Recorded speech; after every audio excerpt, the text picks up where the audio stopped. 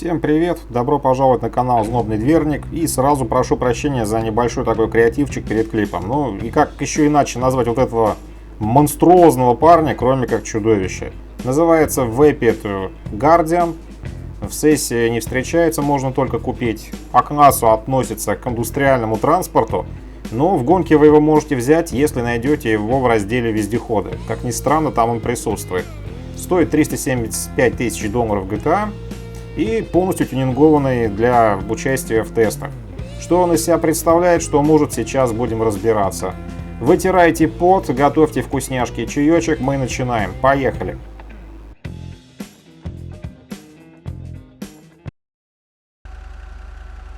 Внешний вид машины, знаете, я несколько теряюсь, я не знаю, как это охарактеризовать. Вы посмотрите на это чудовище.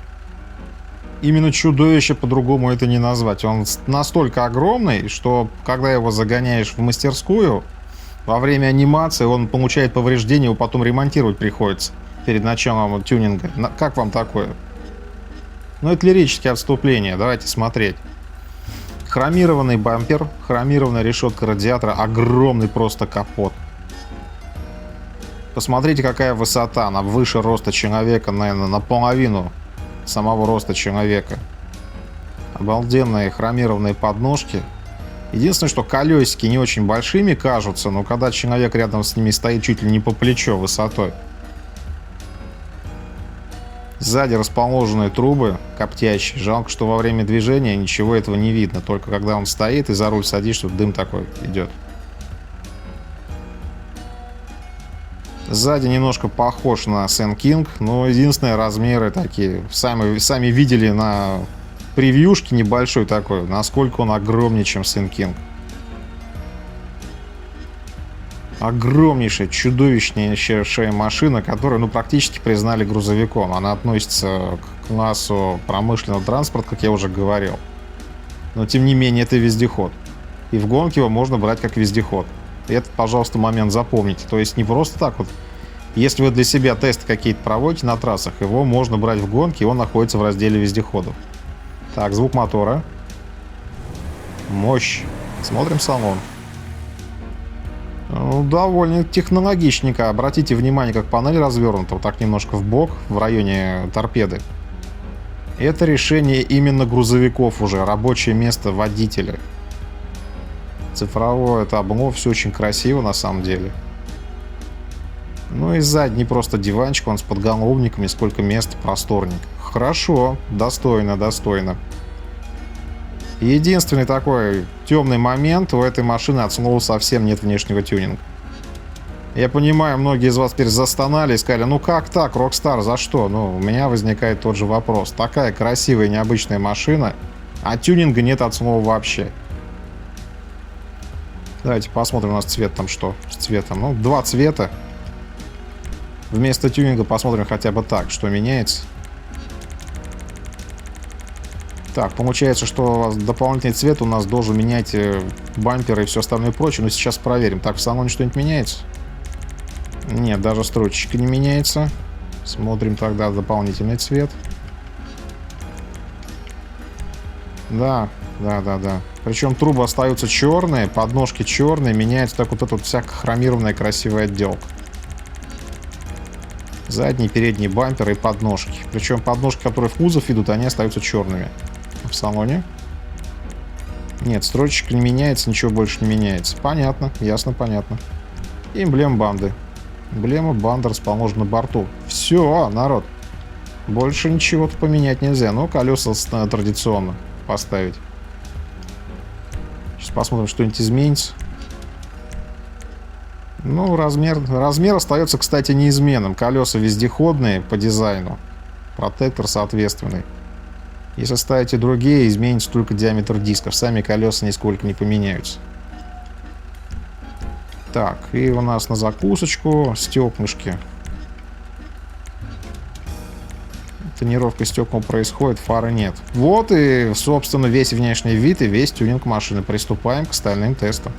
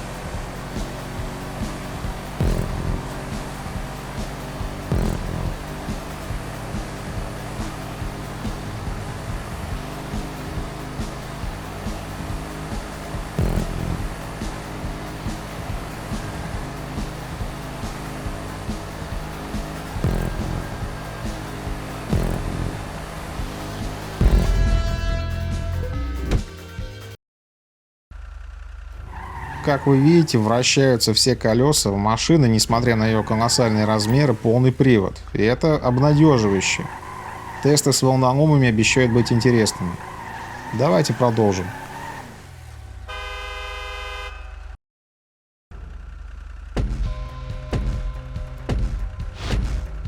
И поехали. Поглядим, что с тормозами этого чудовища. Понятное дело, что машина с такими размерами и весом, она не будет обладать какой-либо большой динамикой. Но вот инерция должна быть мое уважение. Сейчас посмотрим, сколько он протащит. Тормозим? Ну, могу сказать, что я удивлен. H2 точка начала торможения. Вот она с левой стороны от разделительной полосы.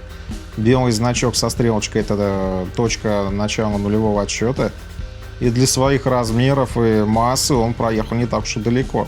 Тормоза достаточно эффективно, я приятно удивлен, не побоюсь этого слова. Однако посмотрим, что машина покажет при проверке, вернее, при проведении тестов на управляемость и поворачиваемость. Пока что я настроен оптимистично. Ну что ж, поехали. Идет машина неплохо, но все равно тяжесть чувствуется. Немножечко мотора не хватает, чтобы бодренько забираться в гору. И тем не менее результат положительный, это круто. Будем смотреть, что машина покажет дальше.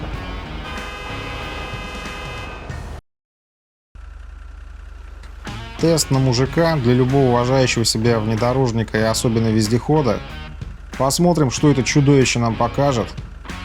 Единственная проблема, какая может быть, длинная база может съездить брюхом на камни, но это надо будет проверять. Итак, не откладывая в долгий ящик, начнем. Первое препятствие — красная дорожка, самая сложная, смотрим. Здравствуйте, уперлись бампером. Самое интересное, что я перед тестами здесь проезжал, и он довольно уверенно проскочил, но сейчас что-то капризничает и бампером задевает. Ну ладно, возьмем дорожку попроще. Уверенно, без всяких проблем. Здесь все-таки попытаем счастье на красной дорожке. Ну вот видите, длинная база уже дала о себе знать. Были некоторые сложности, хотя тоже довольно уверен. И последнее препятствие. Ну, проскочил. В прошлый раз, я еще не повторюсь, я тут до этого покатался. Он проехал с третьего раза. И что можно сказать? В большинстве своем самые большие неровности для него не будут проблемой. Проблема на самом деле существует две. Бампер, который довольно-таки далеко выдается вперед над передними колесами и помешает забраться на некоторые препятствия, и длинная база. Кто помнит тест Риаты, помнит, что за счет короткой базы она тут просто чудеса акробатики показывала. Но вот этого парня немножко не так. В предварительных тестах он на последнем волноломе засел 2 раза из 3. Именно из-за счет того, что садился брюхом на камни. Но все равно огромная машина довольно уверенно справляется с волноломами. И это прекрасно.